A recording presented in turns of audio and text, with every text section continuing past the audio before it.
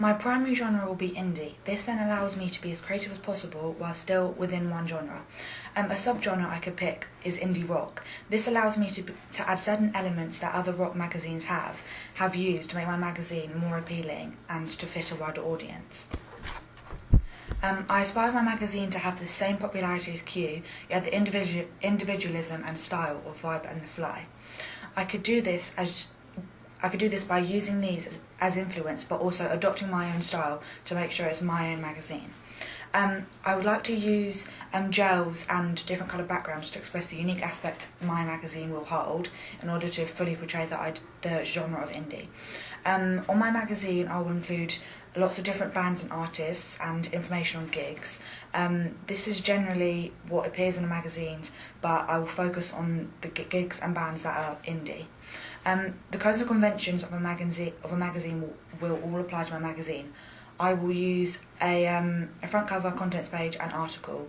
The use of a studio shots will make it as professional as possible, and I'll make sure everything adheres to the codes and conventions. In particular, I'll use a masthead that relates to my genre by using a particular font or a particular unique name. The cell lines I will use on my front cover will conform to the genre by using particular bands that are of the same genre. When thinking about my audience, I thought of a primary and a secondary audience. My primary audience will be men, aged 18 to 30 in the class bracket of ABC1, as they have the most disposable income. They will be considered individualists, as mainly men tend to go towards the pop genre or the rock genre, and indie is still male dominated, which proves why they would be seen as individualists. This would also improve their personal identities, as it would create a certain sense of belonging, which they could use with indie. It is also a unique genre, which would relate to who the individualists are. Another part of the men over my primary audience would be men 20 to 24. They are also in the ABC1 class bracket, as they have the highest disposable income. These could be considered aspirers, as they may read my magazine as a statement, as it will all be individual and different. My secondary audience is women aged 17 to 35. They are also in the ABC1 class bracket, as they have the most disposable income. They would also be seen as individualists, as mainly women steer towards the pop genre when thinking about music.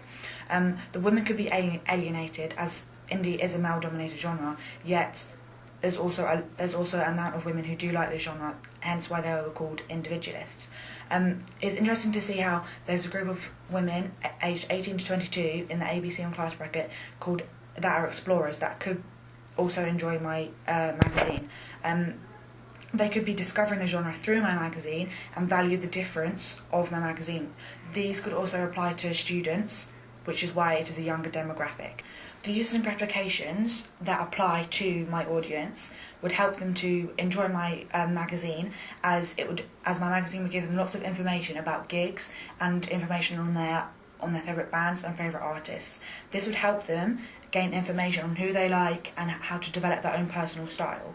It also supply entertainment, as they could use it as pastime to read my magazine, as well as find out more about their favourite artists. It also improves personal identity, as they could look as the people involved in my magazine as role models, and they could look up to them while also developing their own identity by including indie as their identity. It would also improve personal relationships with people, as they would gain friends who also like the same music as they do. This would help them with personal relationships, as they could possibly have conversations about a magazine or about the genre indie in general. For my institution, I have picked Bayer Media Group. This is a publishing house that publish Q, Kerrang and Mojo since 2008. They first published in England in 1987 and have then published 50 different magazines in England, as well as different radio and TV services. Bayer Media Group have 11,000 employees and roughly earn 2.3 billion euros a year, as they are mainly based in Europe and England. In my opinion, they are the most successful publishing house in Britain, and it would be perfect for my magazine to be published by them. This Bayer Media Group would also give my magazine a perfect chance to be marketed and publicised, and give them a huge chance to expand onto radio, such as Kerrang, who have Kerrang Radio. I hope they would pick mine, because because as much as it is another music magazine, and they already have 3, it would express a certain individualism as it is of the genre indie. As Q is not inherently indie, mine will stand out, and mine will be inherently indie. Kerrang is very rock and metal based, which my magazine will not be. And Mojo use a unique selling point of decade editions, which my magazine will not follow, although it will still stand out and still have a certain unique aspect in which Bayer Media Group would like. The use of my magazine with a younger demographic of target audience shows the excellence of it being individual, as it will target more people, not just the general range of people who like certain bands. The indie genre is creative and alternative, whereas rock could be restricted. So indie kind of opens up my magazine to larger audiences, as well as more content that it could include. I hope for all representations I have of my models and artists to be as positive and empowering as possible, and not be stereotypical or degrading in any way. I hope that all my images are through the lens of indie, so they turn into unique and interesting photos. Many of my models will wear casual and comfy clothes to make sure that they feel comfortable, as well as making sure they're not alienated from the reader. The clothes they will wear represent who they are, which is important, as indie is it is important in indie that you represent your own personal identity.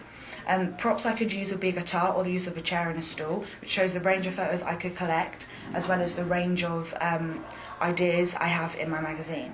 The studio shots will show the professionalism of my magazine, as well as the comfort of making sure there's no outside shots. The gels and the backgrounds will also, the different colour gels and different colour backgrounds will also show how I can be creative with colours and be creative with the resources I have.